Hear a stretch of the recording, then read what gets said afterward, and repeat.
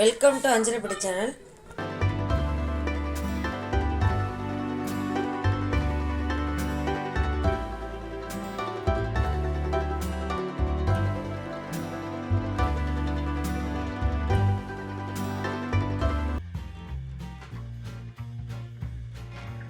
இப்போ சுக்குமல்லி காப்பிக்கு 2 சுக்கு எடுத்து வச்சுக்கோங்க. மீடியமான அளவு உரலில் போட்டு இடிச்சிக்கோங்க. உரல் இல்லாதவங்க அப்பளம் நல்லா நசுக்கிக்கோங்க.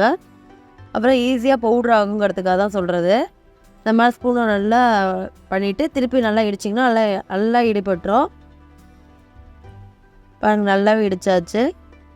இந்த ஸ்டேஜில் இருந்தால் கரெக்டாக இருக்கும். எம்டி பேன் வச்சுக்கோங்க. 6 டீஸ்பூன் மல்லி போட்டுக்கோங்க. அதை நல்லா ஃப்ரை பண்ணுங்கள். கடுகாமல் இருக்கணும். சிம்மில் வச்சு ஃப்ரை பண்ணுங்கள். இது ரொம்ப பித்தத்துக்கு எல்லாத்துக்குமே நல்லாயிருக்கும். ஜெர்மானத்துக்கு போடுங்க. தட்டில் போட்டு நல்லா ஆற வச்சுக்கோங்க. இப்போ 1 டீஸ்பூன் மிளகு போட்டுக்கோங்க. அதுவும் நல்லா ஃப்ரை பண்ணுங்கள். அதுவும் சிம்மில் தான் இருக்கணும். கடுகு அதைப்படி நல்லா ஃப்ரை பண்ணிக்கோங்க. அதையும் கொட்டி ஆற வச்சுக்கலாம். இப்போ இடித்து வச்சுருக்கோம் சுக்கை ஃப்ரை பண்ணுங்கள். அதுவும் சிம்மில் தான் இருக்கணும். அது நல்லா ஃப்ரை பண்ணுங்கள். கடிக்கிடக்கூடாது. இப்போ மீதி உள்ள இன்க்ரீடியன்ஸை சேர்த்து போட்டு நல்லா ஃப்ரை பண்ணுங்கள். அதை ஆஃப் பண்ணிட்டு அந்த சூட்லேயே ஃப்ரை பண்ணிங்கன்னா கரெக்டாக எல்லாம் ஒத்தாப்பில் வரும். இப்போ நல்லா ஆறினோடனே மிக்ஸி ஜாரில் போட்டுக்கலாம். நான் ஸ்வீட்டுக்கு 6 டீஸ்பூன் நாட்டு சக்கரை போட்டிருக்கேன். ஸ்வீட் ரொம்ப அதிகமாக போட்டோம்னா 10 டீஸ்பூன் கூட போட்டுக்கலாம். அவங்கவுங்க டேஸ்ட்டுக்கு பொறுத்தது. இப்போ காஃபி போட்டு ரெடி ஆகிடுச்சு. இப்போ ஏர்டைட் கண்டெய்னரில் போட்டு ஸ்டோர் பண்ணி வச்சுக்கோங்க. இப்போ காஃபி கலக்கிறதுக்கு தண்ணி ஊற்றிக்கோங்க. இப்போ 2 டீஸ்பூன் சுக்குமல்லி காப்பி பவுட்ரு போட்டுக்கோங்க. நான் ஆல்ரெடி சர்க்கரை போட்டு தான் அரைச்சிருக்கோம். நாட்டு சர்க்கரை போட்டு தான். விருப்பம் எடுக்கிறவங்க ஆனால் 8 டீஸ்பூன் நாட்டு சர்க்கரை போட்டுக்கலாம். பசங்க குடிக்கிற மாதிரி இருந்தால். இது ரொம்ப ஈஸியானதை வீட்லேயே நம்ம ரெடி பண்ணிக்கலாம். நல்லா அது கொதிக்கட்டும்.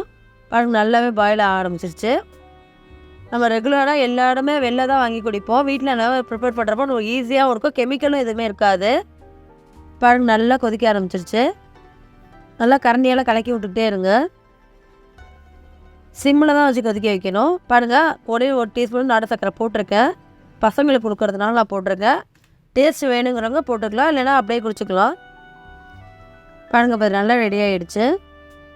நம்ம வீட்டில் அடைக்கிறதுனால கொஞ்சம் திப்பியாக இருக்கும். நல்லா ஃபில்ட்ரு பண்ணிக்கோங்க. ஃபில்ட்ரு பண்ணி கொடுக்கும். நல்லா டேஸ்ட்டாகவும் இருக்கும், நல்லாவும் இருக்கும்.